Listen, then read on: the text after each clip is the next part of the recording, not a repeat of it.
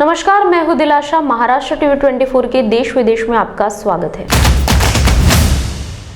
Ukraine पर रूस लगातार हमला तेज कर रहा है। वहीं अमेरिकी और अन्य पश्चिमी देश रूस पर लगातार प्रतिबंध लगा रहे हैं। अब अमेरिकी राष्ट्रपति जो बाइडेन ने कहा कि वह रूस की मनमानी नहीं करने देंगे। उन्होंने कहा कि प्रतिबंधों के जरिए रूस की अर्थव्यवस्था ठप कर दी जाएगी और वह यूक्रेन की इंच इंच जमीन की रक्षा करेंगे। हालांकि उन्होंने यूक्रेन में फौज उतारने को लेकर कुछ नहीं कहा। यूक्रेन के खार्किव में रूसी सेना की बमबारी में भारतीय छात्र की जान चली गई। यूक्रेन ने दुख जताते हुए दुनिया भर के नेताओं से अपील की है कि वे व्लादिमीर पुतिन को रोकने का प्रयास करें। भारत में यूक्रेन के राजदूत इगोर पोलिखा ने यूक्रेन को मानवीय सहायता देने के लिए भारत को धन्यवाद दिया। उन्होंने कहा कि यूक्रेन पर रूस का हमला उसी तरह है जैसे भारत में मुगलों ने राजपूतों पर हमला किया था। यूक्रेन संकट को लेकर पीएम मोदी ने कई यूरोपियन नेताओं से बात की। यह जानकारी पीएमओ ने दी है। साथ ही उन्होंने युद्ध प्रभावित देश में बिगड़ती स्थिति और मानवीय संकट पर अपनी पीड़ा व्यक्त की। साथ ही युद्ध को समाप्त करने के लिए भारत की अपील को दोहराया। यूक्रेन के साथ लड़ाई के बीच रूसी परमाणु पनडुब्बियों ने मंगलवार को बेरेंट्स सागर में उतरकर अभ्यास की शुरुआत की।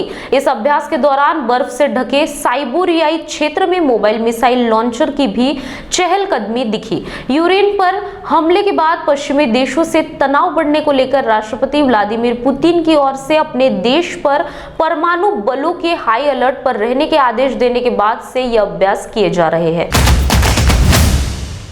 उत्तर प्रदेश विधानसभा चुनाव में बुलडोजर की चर्चा जमकर हो रही है।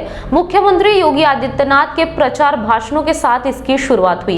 एक रैली में उन्होंने कहा था, हमारे पास एक विशेष मशीन है जिसका उपयोग हम एक्सप्रेसवे और राजमार्ग बनाने के लिए कर रहे हैं। साथ ही हम इसका इस्तेमाल माफियाओं को कुचलने के लिए कर रहे हैं जिन्होंने अपनी संपत्ति बनाने के लिए लोगों का शोषण किया। रूस यूक्रेन युद्ध के बीच रूस पर society of world wide interbank financial telecommunication यानी स्विफ्ट पेमेंट ट्रांसफर पर प्रतिबंध से वहां पढ़ने वाले भारतीय छात्रों की मुश्किलें बढ़ सकती है। उनके परिवार वालों के लिए उन्हें खर्च के लिए पैसे भेजने में मुश्किलें आनी शुरू हो गई है। हिंदुस्तान को सूत्रों के जरिए मिली जानकारी के मुताबिक भारत के कुछ बैंक ने सभी शाखाओं को इस तरह के पेमेंट न भेजने के लिए अतिरिक्त दिशा निर्देश भी जारी कर दिए हैं। पहले रूस के 2 दिनों के भीतर यूक्रेन पर कब्जा कर लिए जाने की संभावना थी, लेकिन 6 दिनों के बाद भी यूक्रेन और रूस की लड़ाई किसी मुकाम पर नहीं पहुंची। रक्षा विशेषज्ञों का कहना है कि रूसी सेना अब कीव के चारों तरफ पहुंच चुकी है, इसलिए संभावना है कि कीव पर कब्जा करने में अब ज्यादा समय नहीं लगेगा। लेकिन यदि रूस कीव पर कब्जा नहीं कर पाता है तो फिर युद्ध कई दिनों तक और लंबा खिंच सकता है। हालांकि रूस से जुड़े सूत्रों का दावा है कि 7 मार्च तक रूस यूक्रेन को पूरी तरह से कब्जे में ले लेगा। जी हां, टाइगर श्रॉफ का असली नाम जय हेमंत श्रॉफ है।